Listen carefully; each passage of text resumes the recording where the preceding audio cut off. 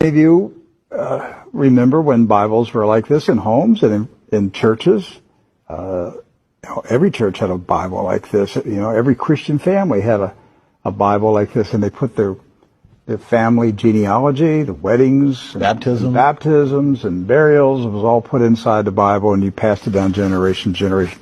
This particular Bible was published in 1905. Now, the reason I brought it out is that I want to show a map that's in this Bible. Now, mind you, the Scofield Bible was not published until 1913. Right. And I have in my office an original 1913 Scofield, which was the introduction of the Zionist Masonic heresies about a future state of Israel and separating the church from Israel and all of that rapture stuff. That's where it came from. It was a Masonic Zionist heresy that was introduced into the American churches in 1913. This is a 1905 Bible. Pre-Scofield. Pre-Scofield, with no Scofield notes in it. So, you open it up, and this is on page 13. I mean, this thing's big. I want to show you. Here is a map of the Holy Land. And it says, what? Oh, Palestine of the Holy Land. They misspelled Israel. No. Palestine. Palestine. Huh. And all these Christian Zionists that tell me, Rick, there's never been a Palestine. All right, so here's a still. There it is. Let's zoom in and show you here. Yeah. So, you hear these people like John Hagee, there's never been a Palestine. Well, look at this Bible map from 1905.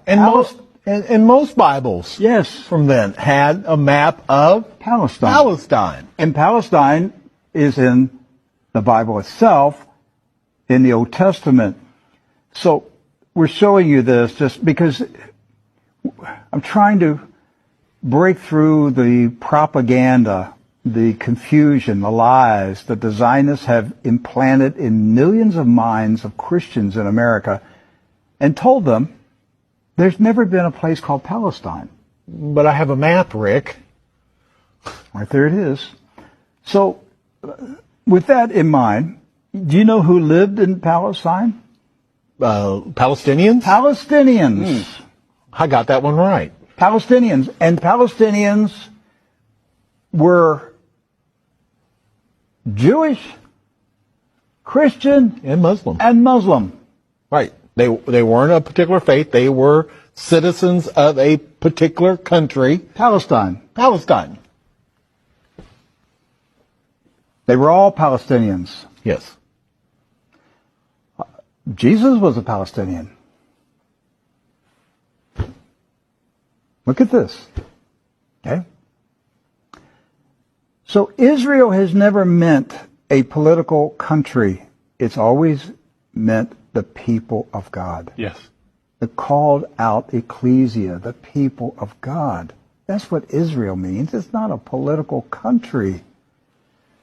With that in mind, we're going to show you some of the scenes of the violence that's taking place in Palestine this week, because here's what's happened following the 1917 Jewish Bolshevik Revolution in Russia, where the Jewish Bolsheviks went in and slaughtered the Romanov families in a satanic ritual, imposed communism on Russia, killed hundreds of thousands, literally millions of Christians, hundreds of thousands of Christian Orthodox pastors, and burned their churches, and just a horrible attack on the Russian church in 1917 and afterwards.